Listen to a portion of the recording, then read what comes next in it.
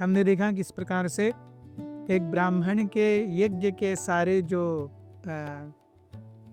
चम्मच थे उनको चुरा करके एक हिरन भागा और नकुल उनके पीछे भागे और नकुल उनको पकड़ नहीं पाए उस हिरन को। इसके बाद में नकुल ने जा करके एक जलाशय देखा। जलाशय से जल पी करके नकुल, सहदेव, अर्जुन, भीम ये सब प्रायः मृतप्राय अवस्था में चले गए। अंत में युधिष्ठिर महाराज ने अपने भाइयों को इस अवस्था में देखा और वो सोचने लगे कि अरे हुआ क्या है। हो सकता है वहां पर कोई युद्ध हुआ हो, लेकिन युद्ध होने के लिए कोई शस्त्र दिख नहीं रहे हैं, न किसी के हाथ कटे हैं, पैर कटे हैं, खून का एक बूंद नहीं बही है। उन्होंने सोचा क्या या दुर्योधन ने यहाँ पर अपने गुप्तचर भेज करके इस जगह को विषारी कर दिया होगा, विष डाल दिया होगा।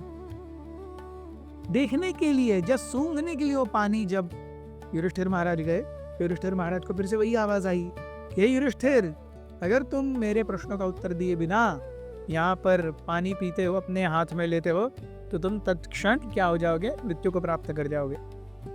Yudhishthir Maharaj knew that this is not a simple thing. उसके चारों भाई यहाँ पर मरे हुए हैं ऑलरेडी।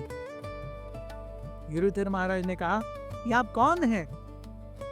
तो वह आवाज बोली, मैं इस तालाब के किनारे एक बगुला हूँ जो यहाँ छोटी मछलियाँ और यहाँ पर जो आने वाला वो जो तो घास होती है पानी को लग करके वो खाता हूँ। तो युधिष्ठिर महाराज ने इधर उधर देखा, उन्हें एक बगुला दिखाई दिया वहां पे। तो वो कहने लगे कि आपकी क्या इच्छा है? तो उस समय उस बगले ने कहा कि ये पानी मेरा है, अगर आपको यहाँ से पानी लेना है तो मेरी इच्छा के बिना आप ले नहीं सकते। आपके भाइयों को ये तथ्य पता नहीं चला, इसलिए मेरे पानी पर अधिकार जमाते हुए उन्होंने पानी पीने का प्रयत्न किया और उनकी ये दुर्दशा हो गई है। अगर आप अपने आप को इस दुर्दशा से बचाना चाहते हो तो मेरे प्रश्नों का उत्तर दिए बिना अगर मेरे स्वामित्व के पानी को आपने ग्रहण किया तो अच्छा नहीं होगा। युधिष्ठिर महाराज ने हाथ जोड़े और कहा कि आप कौन हैं? आप कोई गंधर्व हैं, किन्नर हैं, देवता हैं? क्योंकि एक बगुले में इतनी शक्ति नहीं है कि वो किसी मनुष्य को कुछ कर सके, तो निश्चित रूप से आप केवल बगुले तो नहीं हैं। आप बताइए आप कौन हैं? तो वो बगुला एक बहुत ही बड़े विशाल काले शरीर के रूप में स्थानांतरित हो गया। बहुत बड़ा सा पेट, भुजाएं, और देख करके डरावना लग रहा था। ऐसा लग रहा था जैसे सूर्य के समान तेजस्वी हो गया हो। ये देख करके युधिष्ठिर महाराज कहने लगे कि मैं आपके पानी के ऊपर अपना बिल्कुल हक नहीं जमाना चाहूंगा। मैं केवल इतना चाहता हूं कि मेरे भाई फिर से जागृत हो जाएं, सचेतन अवस्था में आ जाएं। अगर इसके लिए मुझे आपके प्रश्नों का उत्तर देना पड़े तो आप कृपया पूछिए, जितना बन सकता है मैं निश्चित रूप से आपके प्रश्नों का उत्तर दूंगा। तो वो यक्ष कहने लगे, ठीक है, मैं अब प्रश्न पूछता हूं, इनके ठीक ठाक सोच समझ करके उत्तर देना। यक्ष ने पूछा कि जीव को इस भौतिक स्थिति से क्या ऊपर उठाता है? उस समय युधिष्ठिर महाराज ने कहा कि भगवत ज्ञान ये एक ही चीज है जो उसे, जीव को इस भौतिक सृष्टि से ऊपर उठाती है। यक्ष ने पूछा कि इस पूरे मार्ग में कौन उसका साथी है?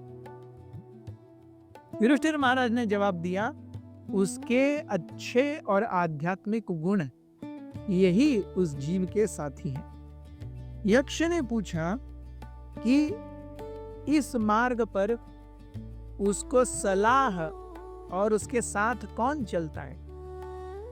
तो युधिष्ठिर महाराज ने उत्तर दिया कि परमात्मा उसे इस मार्ग पर सलाह देते हैं और जीव के साथ चलते हैं। यक्ष ने पूछा, ये उत्तम मार्ग, तमस भौतिक जगत, उत्तम जो इस भौतिक जगत से ऊपर लेके जाए, ये उत्तम मार्ग किस नींव पर आधारित है?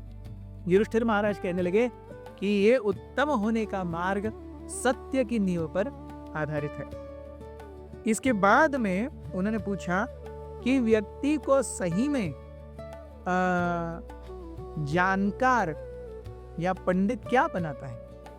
युधिष्ठिर महाराज ने कहा, वेदों का ज्ञान ये व्यक्ति को सही मायने में पंडित बनाता है। यक्ष ने पूछा कि सही में उत्तम ध्येय प्राप्त करने के लिए किस गुण की आवश्यकता है? युधिष्ठिर महाराज ने कहा, उत्तम गुण प्राप्त करने के लिए तपस्वी होने की आवश्यकता है।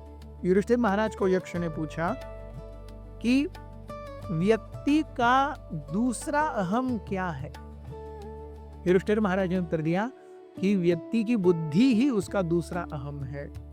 और यक्ष ने पूछा कि व्यक्ति चतुर और विद्वान इस भौतिक जगत में कैसे बनता है?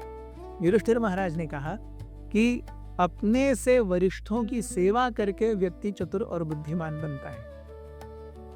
तब यक्ष ने पूछा कि अच्छा, इस जगत में सबसे ज्यादा आश्चर्यकारक वस्तु क्या है? युधिष्ठिर महाराज ने उत्तर दिया कि देखिए, हर कोई व्यक्ति मर रहा है, अपने आजू बाजू हर जगह पर मृत्यु को हर कोई दिखता है, लेकिन वो सोचता है कि वो कभी नहीं मरेगा। इससे ज्यादा आश्चर्यकारक वस्तु और क्या ही हो सकती है? यक्ष ने कहा कि इस जगत में सुखी कौन है? युधिष्ठिर महाराज ने कहा कि जो व्यक्ति ऋण मुक्त है, जो व्यक्ति अपने घर में रह रहा है, उसे किसी ने घर से बाहर नहीं, उसके पास एक आश्रय है, उसके पास एक घर है, और जो सीधे साधे रूप में जीता है, सीधा साधा खाना खाता है और किसी से बैर नहीं रखता, ऐसा व्यक्ति इस भौतिक जगत में सुखी है। फिर उन्होंने कहा कि किस प्रकार से एक व्यक्ति आध्यात्म की राह पर चल सकता है। आध्यात्म की राह पर चलने के लिए का जो रहस्य है वो कहाँ पर छुपा हुआ है? युधिष्ठिर महाराज ने कहा, आध्यात्म की राह पर चलने का जो रहस्य है वो महान ऋषि मुनियों के हृदय में छुपा हुआ है। इस प्रकार से यक्ष ने कहा कि ठीक है, आपने मेरे सारे प्रश्नों का उत्तर दे दिया है, आगे भी है, हम सुनेंगे अगले एपिसोड में। बने रहिए हमारे साथ। हरे कृष्ण।